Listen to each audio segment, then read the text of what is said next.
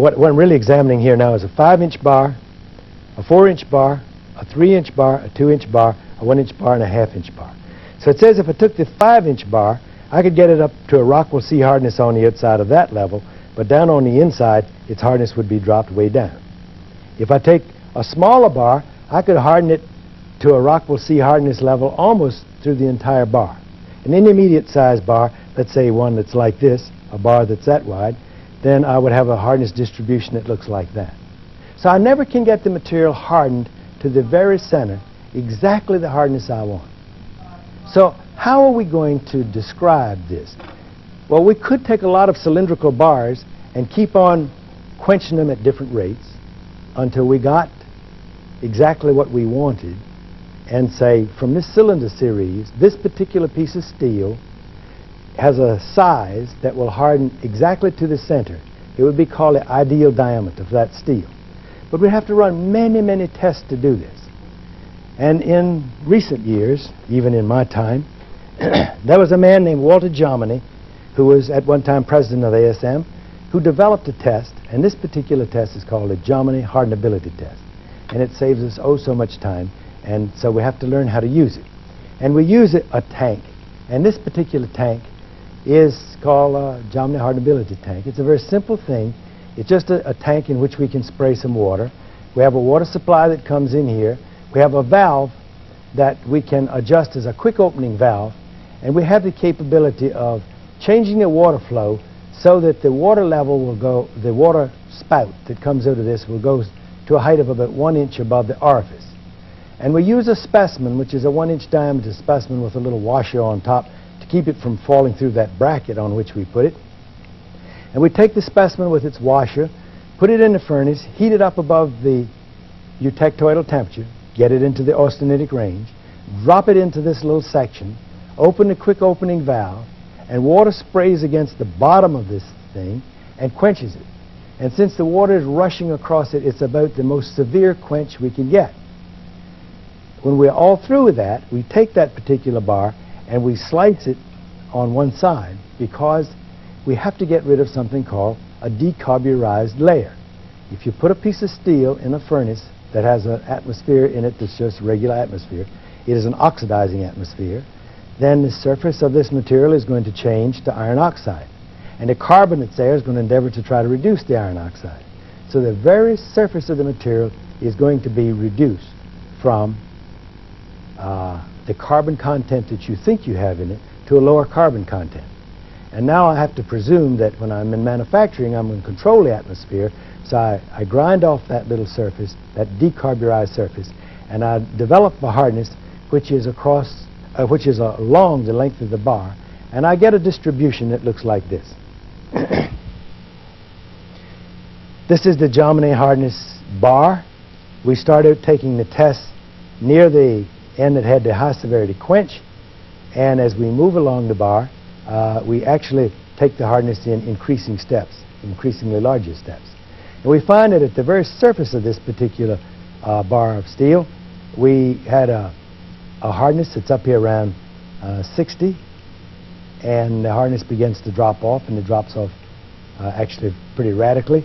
And on the other end, we have the soft material, just as soft as the material we'd have if we annealed it. So that's the distribution we can have.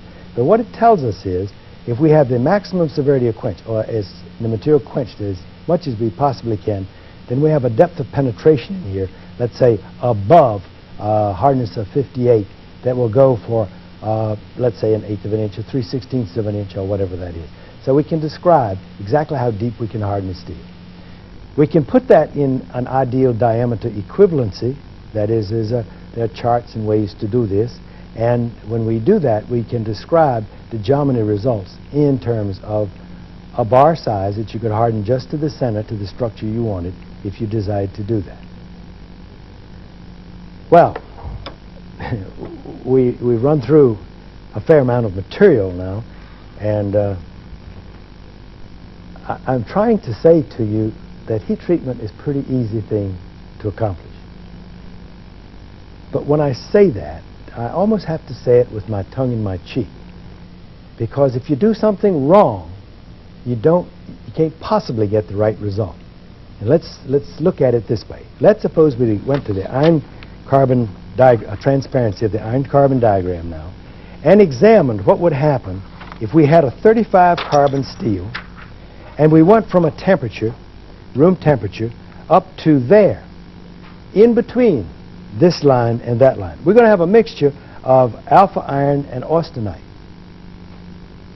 And since we can only transform the austenite into the heat-treated product, if we were to quench it, we would have islands of ferrite, the very soft material, and islands of the austenite, which will have transformed to martensite. Right? So you wouldn't have the structure you want. So it becomes all important to know what the temperature of that line is. And in fact, as we begin to put alloy and constituents in the steel, the TTT diagram, the nose of that TTT diagram, moves to the right and gives us chance to cool the material way down, to do a lot of things with it. In fact, we can move it so far to the right with alloy additions that we can make the austenite exist at room temperature for lifetimes, for extended periods of time, forever. So we have austenitic steels possible.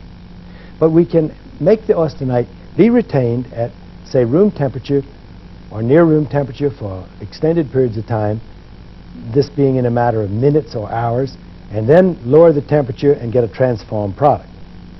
So the diagram itself can change. This diagram can change all over the map. And as it changes, we find that the austenitic field can become just a loop. If, for instance, we put molybdenum in the iron, we find out this whole field would turn out to be a loop that would look like this, a little loop. And if we go too high, we get outside of the austenitic field, and if we go too low, we get outside the austenitic field. So the heat treater has got to know the upper limits and the lower limits of his austenite field, or he'll never get it heat treated right. And so it's not a situation of let's just do the game of heating it up and quenching it in the water, as I did, if you really want to control the hardness accurately and get a product that you could profitably use. I think perhaps we should do one thing, and that is look at, in the cast iron part of the diagram, what happens when we got that silicon in it, and talk about heat treatment of the cast iron for just a moment. Now, there are two kinds of diagrams actually that we get. And we got a diagram which looks like the iron-carbon diagram. If we do nothing more to it than have iron and carbon in it. But if we add silicon to the material, this particular diagram can change, and we put extra phase fields in it because we have a third component. Now let me describe for you what silicon does to the iron carbide. Did you ever put salt on a slug, on a snail? You know when you do that, then the snail just sort of decomposes, right? Well, it's possible to make an addition to a chemical compound to make it decompose. And if we put silicon in the iron, what it really does is causes an instability in the iron carbide. So the iron carbide can't exist like that, and so in equilibrium it'll decompose.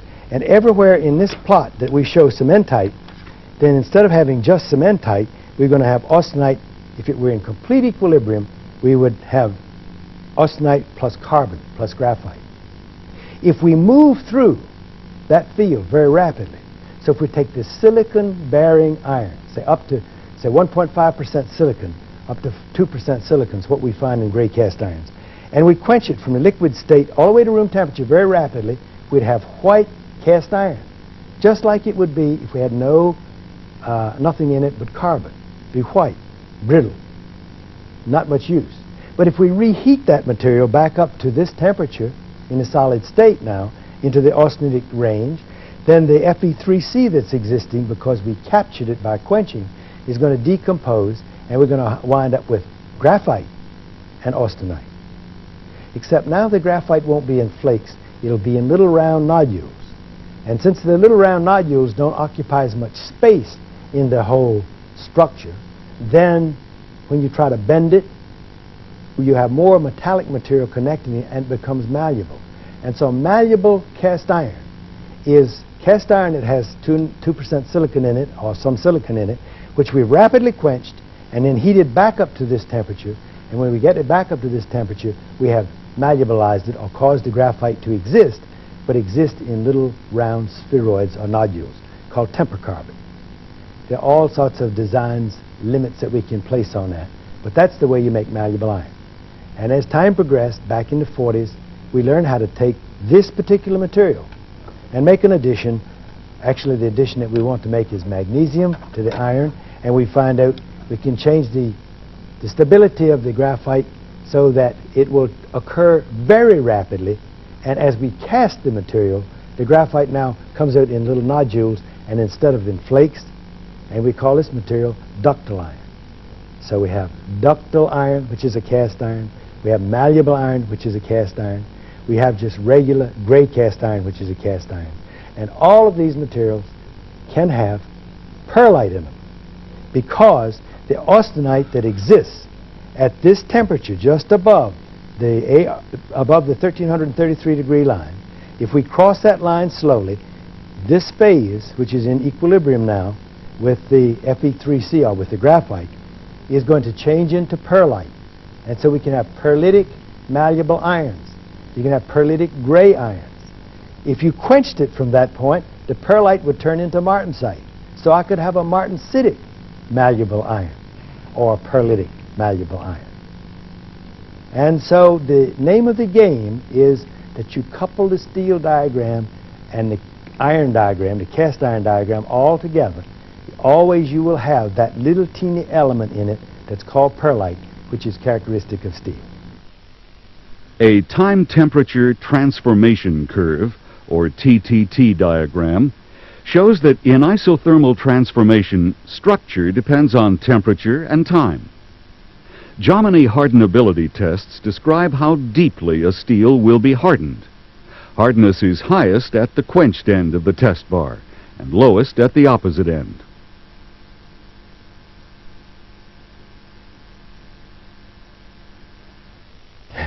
It's a lot of fun, heat treatment is, and yet it has many aspects. And we can heat treat just the surface of the material if we want to make it hard. If we want to do that on purpose, we can do that and have just the surface hardened and nothing else. But when we want to do that, then we have got to look at a sort of a different ball game, and we'll do that in the next lesson. Thank you.